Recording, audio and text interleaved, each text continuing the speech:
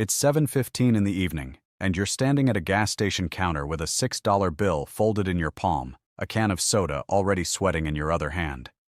A lottery slip the clerk pushes toward you without glancing up. $6. You don't even register it. Nobody does. $6 is the exact price of not having to think. You scratch the slip in the parking lot with a key from your pocket. Nothing. You already knew. You toss it onto the passenger seat with the other 4 from this week. Finish the soda and drive home. By tomorrow you won't remember any of it. That's the whole design of $6. It's small enough to disappear without a trace. Now keep that $6 in mind, because this is a story about that same $6, every day, for 4 decades. And about the 2 very different people it silently turns you into. You're 24. Next evening, same counter, same clerk. This time you skip the slip. You skip the can. You walk out empty-handed, get in the car, and open an app you installed the night before. You put $6 into a broad market fund. The entire market, one tap, no guesswork. The screen shows a balance of $6. It looks almost silly, like planting a single seed and calling it an orchard. No rush, no thrill, no scratching to reveal a prize. Just $6 parked in something that owns a tiny piece of thousands of companies. You repeat it the next day, and the next. You automate it so you never have to feel yourself deciding, so the money is gone before you can spend it on something wrapped in plastic. About $182 leaves your account every month, headed somewhere you can't touch. You barely notice. That was always the strange thing about the $6. It vanished either way. You just changed its destination. You're 25. A year has gone by. The balance reads roughly $2,280. You put in $2,190 yourself. The market quietly added the rest. $90, a number almost small enough to be a joke. You mention it at lunch to a colleague. He asks what you've earned. You tell him. He laughs, not meanly, just genuinely amused. $90 in a whole year? He says. I spend that before dinner. He's not wrong. Takeout every day, a drink from the corner store every night, a lottery ticket whenever the jackpot gets big enough to talk about. Roughly $6 a day, scattered across 100 tiny pleasures he won't remember by next week. You say nothing. Close your laptop. The gap between you and him this year is $90, and a habit nobody else can see. The $90 isn't the point. The habit is. You're 29, 5 years in. Balance. About $13,300. You put in around $10,900. The rest showed up out of nowhere. $13,300 built entirely from things you chose not to buy. One night you do the math and realize it equals every soda, every impulse buy, every ticket you never scratched since you were 24. Except instead of sitting in a landfill, it's sitting in an account with your name on it. That same month, a friend sends a screenshot, some obscure token up 500% in a week. He's dropped $2,400 into it. He tells you to stop playing it safe, that your boring fund earns in a year what his play makes before lunch. He's right about the speed. He's wrong about where it leads. You've seen this exact shape before. On a counter, under a coin, in a parking lot. The promise that a small amount turns into a large one instantly, with no waiting in between. That promise already had a name where you grew up. It was called a lottery ticket. You text back that you'll sit this one out. He sends a laughing emoji and buys more. 3 months later, the token is down 92%, and he's stopped bringing it up. You keep doing the single most boring thing a person can do with money. You keep going to bed early and getting rich slowly. You're 34, 10 years in. Balance, roughly $33,400. You've contributed $21,800 of your own money. The market has added almost $11,600 more for the simple crime of not panicking. Then a bad year hits. The whole market drops. News anchors use the word crash. Your balance falls by a third in a matter of weeks. More paper losses than you earned all year at your job. Your friend who cashed out at the bottom last time tells you he saw this one coming too, that he's sitting safely in cash now. You don't sell. It's quieter than a decision, really. You just stop opening the app. You let the number fall and keep sending out your $182 a month, buying the same fund while it's cheaper than it's been in years.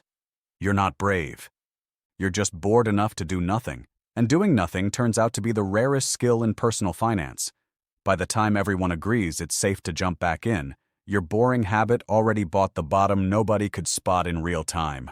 You're 39, 15 years in. The market recovered the way it always eventually has, and the balance sits around $63,100. You've put in about $32,700 of your own. For the first time, the account holds more than you ever fed into it. Read that twice. It's the moment the whole story changes shape. Up until now, you were pushing a boulder uphill $6 at a time and the hill barely budged. Now the boulder is rolling on its own, and your only job is to stay out of its way. A coworker gets laid off that spring. He has nothing set aside, nothing between him and the next missed paycheck but the one after it. You have a number you've never touched and never planned to. For the first time, you understand the $6 was never only about some distant retirement. It was also a wall between you and the version of a hard year that ends in panic. You don't mention it to him. You just buy his lunch and say nothing.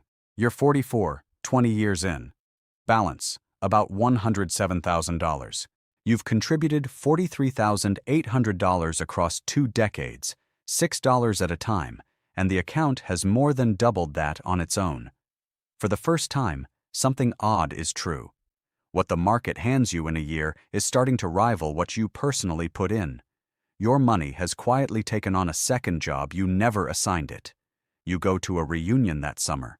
Someone pulls up in a car worth more than your yearly salary. Someone else won't stop talking about a watch. You drive the same paid-off car you've had for 8 years, the one that owes you nothing. Your old colleague is there, the one who laughed at your $90. He still eats out every day, still buys the ticket. He asks, half joking, whether you ever kept up with that little app. You tell him you stuck with it. He asks how much is in there now. You tell him. The table goes quiet in a way you didn't ask for and don't particularly enjoy. You change the subject. The $6 was never loud. It was the one thing in the room that never needed to be. You're 49, 25 years in. Balance, around $173,000. You've put in roughly $54,700 total, and the account has more than tripled it without asking permission. You read the headlines differently these days. Stories about how people your age have almost nothing saved, how a secure retirement is slipping further away, how the math no longer adds up for ordinary earners. You are an ordinary earner. Same kind of job as the people in those headlines. Similar salary, same rent, same traffic. The only real difference is that you quietly turned down a lottery ticket and a cold can for 25 straight years and routed the difference into the plainest fund available. Your friends talk about retirement like a cliff they're being pushed toward. You talk about it like weather, something arriving whether you worry about it or not. You don't say that part out loud either. By now you understand, the number is loudest exactly when it stays silent. You're 54, 30 years in. Balance, around $271,000. You've contributed about $65,700 across 3 decades in amounts small enough to lose in a couch cushion. The remaining $205,000 was never yours to earn. It was time's contribution. You simply let time do what it does. This is the year the math flips for good. The account now grows more in a strong year on its own than you could add by hand, even if you doubled your contributions. You've become a passenger on your own balance sheet. What you built is now bigger than the building of it. You don't bring the number up, not with your kids, not with coworkers, not with the friend who once told you to stop being cautious.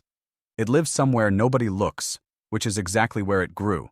You're 64, 40 years out from the evening you skipped the lottery ticket. Balance, about $637,000. Sit with this breakdown because it's the whole story in 3 numbers.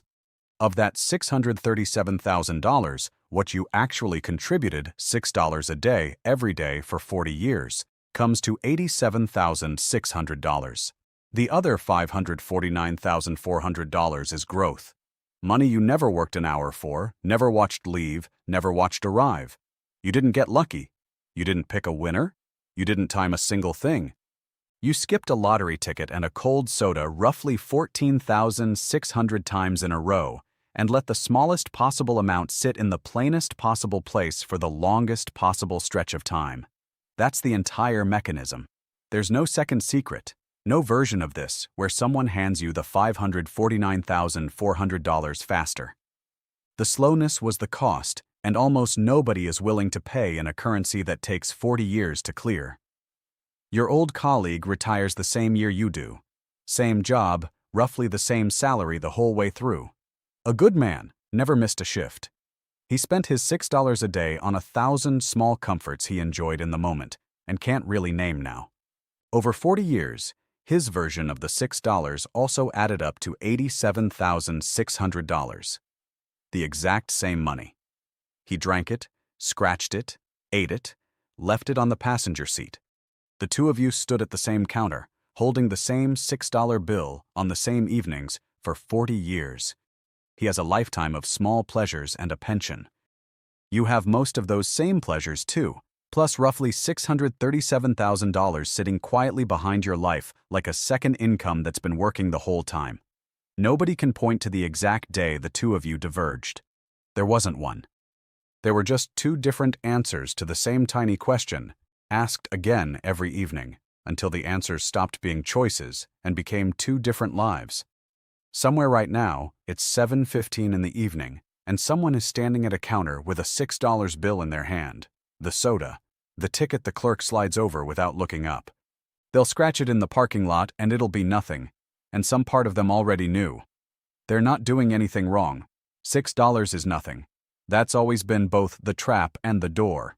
It's too small to matter, which is exactly why almost nobody keeps it, and exactly why it quietly decides everything for the few who do. You were never going to feel the $6 either way. You only ever got to choose what it was quietly turning you into.